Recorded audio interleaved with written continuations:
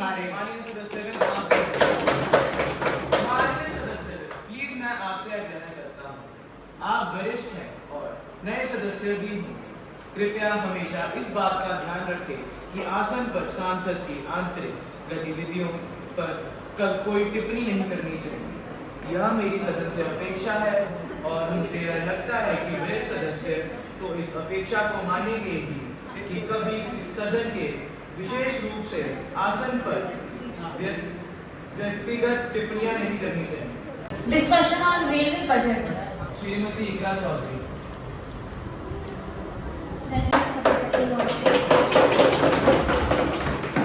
धन्यवाद सभापति महोदय, आपने मुझे पहली बार इस सभा में अपनी बात रखने का मौका दिया।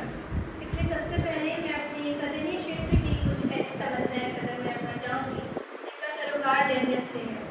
मेरा सदनीय क्षेत्र कैराना में रेलवे मंत्रालय से संबंधित कई समस्याएं बड़े लंबे समय से लंबित हैं, जिनके ऊपर कार्य कराया जाना आम जनता की सुख सुविधा के लिए बहुत आवश्यक है। सबसे पहले पालीगंज केरा मेरठ रेलवे मार्ग का कई बार सर्वे कराया जा चुका है, परंतु अब तक इस रेल मार्ग पे कोई भी कार्य आरंभ नहीं हुआ है। अध्यक्ष जी, हरियाणा और उत्तर प्रदेश को जोड़ने वाला ये सबसे महत्वपूर्ण रेल मार्ग है। इस रेल मार्ग के बन जाने से हरियाणा और उत्तर प्रदेश के सीधे जुड़ जाने से वहाँ की जनता को बहुत ज़्यादा लाभ होगा।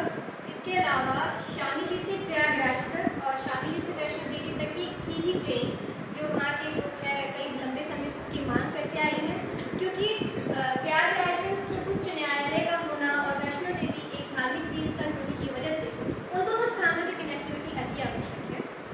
अंत में दिल्ली सहारनपुर शामिली रेलवे मार्ग के लाइन के ऊपर चंदेड़ी फाटक और रामपुर फाटक के ऊपर रेलवे पुलों का निर्माण बड़े समय से अधर में लटका हुआ है, जिसकी वजह से आम जनता को अत्यंत तकलीफ और बहुत ज़्यादा परेशानियों का सामना करना पड़ रहा है। इस वजह से इन रेल मार्गों के ऊपर जो रेलवे पुलों है उनका सभी कार्य जल्द से जल्द खत्म कर देने की बहुत ज़्यादा ज़रूरी है। तो माननीय अध्यक्ष जी, मैं आपकी ओर से माननीय रेलवे मंत्री से अनुरोध करूँगी कि वे मेरी स्थानीय कैराना की इन रेलवे मार्गों की जल्द से जल्द निष्ठा करके इन सभी सारे कार्यों का विस्तार करने की धन्यवाद। रेलवे मिनिस्टर श्री अश्विनी वैश्य। अध्यक्ष जी, आपने कल देर रात तक उपस्थित रहकर माननीय सांसदों को रेल बजट पर डिटेल चर्चा करने का जो मौका दिया, उसके लिए सबसे पहले मैं आपको धन्यवाद देता हूँ। कल रात करीब 11:30 बजे तक माननीय अध्यक्ष स्वयं रहे और जितने माननीय सदस्य सदन में उपस्थित थे उन सभी को बोलने का मौका दिया गया। इसके लिए भी मैं आपको धन्यवाद देता हूँ। मैं माननीय प्रधानमंत्री श्री नरेंद्र मोदी जी को धन्यवाद देना चाहूंगा कि मेरे जैसे एक साधारण कार्यकर्ता को देश की सेवा करने का मौका दिया गया। आज हर कदम पर रेलवे के विषय में प्रधानमंत्री श्री नरेंद्र मोदी जी स्वयं गाइडेंस देते हैं, लगातार रिव्यू करते हैं। इसके लिए माननीय प्रधानमंत्री जी को मैं धन्यवाद देता हूँ।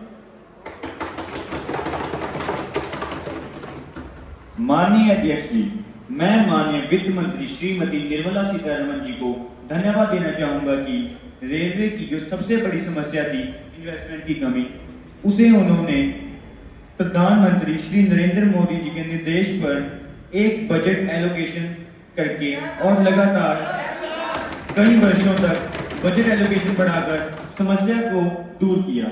इसी के साथ साथ मैं उन 12 लाख कर्मचारियों, 12 लाख इस रेल परिवार को धन्यवाद देना चाहूंगा जो दिन रात लगकर सर्दी, गर्मी, धूप, बारिश सभी मौसम में लगकर प्रतिदिन करीब 20,000 से ज्यादा ट्रेन चला रहे हैं और देश की सेवा कर रहे हैं।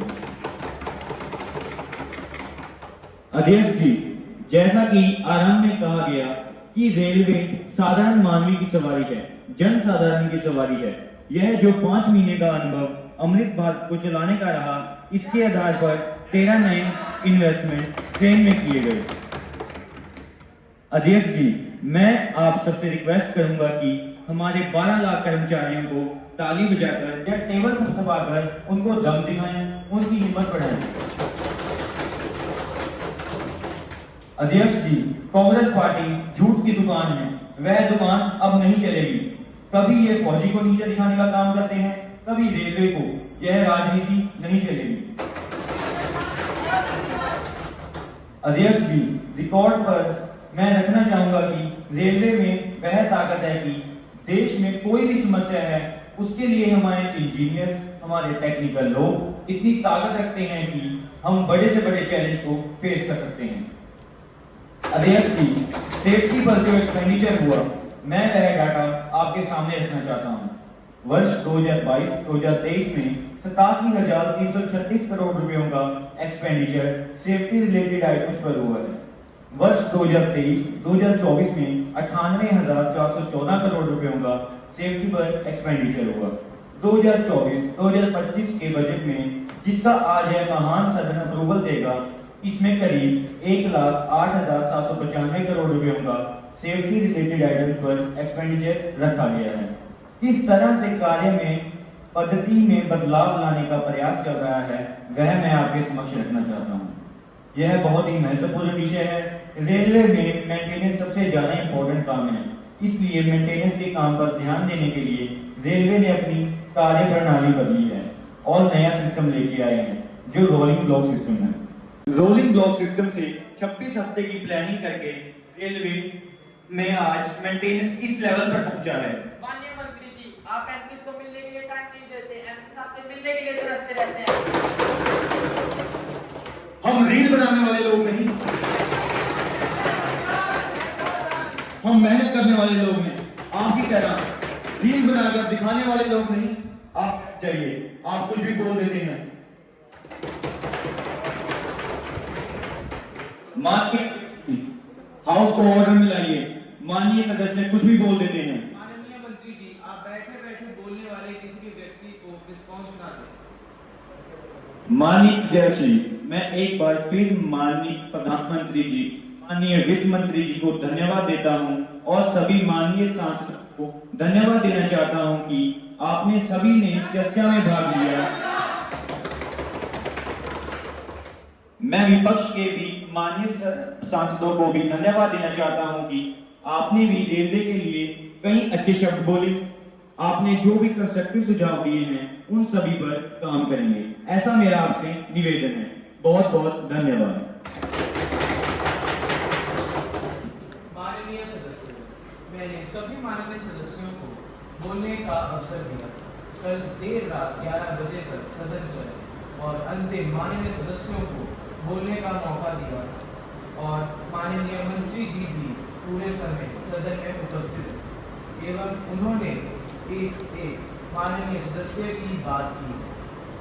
जब माननीय मंत्री जी जवाब दे रहे थे तो अच्छा होता कि माननीय सदस्यों को विशेष रूप से प्रतिपक्ष के माननीय सदस्य माननीय मंत्री जी की बातों को सुनते। अगर उसमें उनको कोई विषय उठाना होता तो विवाद में भी उठा लेते। जब माननीय मंत्री जी बोल रहे हैं तो किसी भी माननीय सदस्य को बीच में इंटरवेन करने और प्रश्न पूछने की व्यवस्था कभी नहीं दी गई और ना ही कभी दी गई। मैंने पूरे समय देर रात तक सभी माननीय सदस्यों को सुना है। यह अच्छी परंपरा नहीं है और अच्छी परिपाटी भी नहीं है।